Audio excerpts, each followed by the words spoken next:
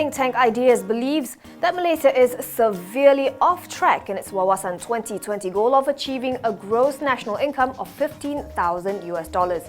This follows stats released by the EPU, which reveal that the average income per person in Malaysia has dropped by as much as 15% from $10,345 in 2013 to $8,821 in 2016.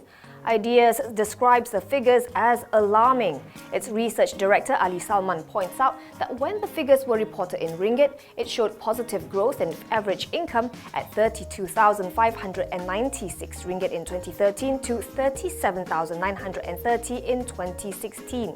But in US dollars, which is what countries generally use as a benchmark, the story is vastly different.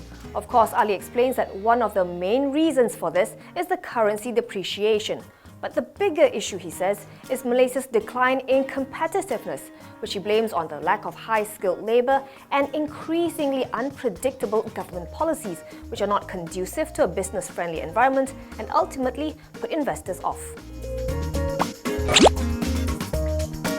PM Najib says attempts to sabotage Malaysia's economy need to stop. The Prime Minister reminded his critics that while they may have different political leanings, the country's interests should not be toyed or gambled with because of party politics. According to Najib, the spread of baseless facts had almost cost the country the 31 billion ringgit Saudi Aramco investment in Rapid. Meanwhile, on the ringgit, the PM says the currency has stabilised thanks to measures implemented by Bank Negara. These steps include the conversion of at least 75% of companies' export earnings into ringgit and the ban on offshore non-deliverable forward ringgit transactions. Over the last 1 year, the ringgit reached its firmest point at about 3.8 last April before plummeting to 4.5 in January 2017. It's currently hovering above 4.4. Bowsted Holdings will be supplying warships to the Defence Ministry for almost 1.2 billion ringgit. Bowsted says its unit, Bowsted Naval Shipyard, received the letter of acceptance last Friday to supply 4 vessels to the Royal Malaysian Navy. The contract is a collab between Putrajaya and Beijing and was awarded under direct negotiation for a 4-year partnership with a shipyard in China. The first 2 vessels will be built and delivered in China in 2019 and 2020. The remaining 2 will be built and delivered in Malaysia in 2021. Bowsted says the contract will have a positive effect on the group's earnings for the financial year ending December 2017 and will contribute positively to its future earnings. Felda has recorded unrealized losses of over 1.2 billion ringgit from its holdings in FGV.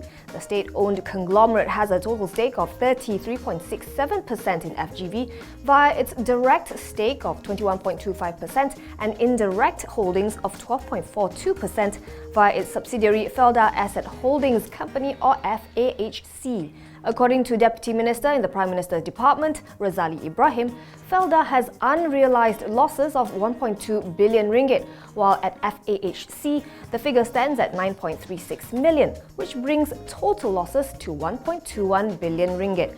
However, he says these losses were not recorded in Felda's financial statements, as FGV is classified as an associate.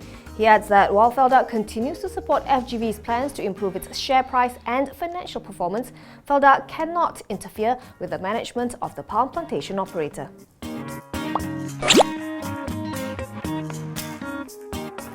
The government plans to make it compulsory for developers to use prefab components come 2018.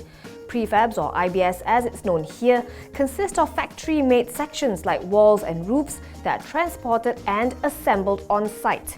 The goal here, according to Works Minister Fadila Yusof, is to cut costs as well as dependence on unskilled foreign workers.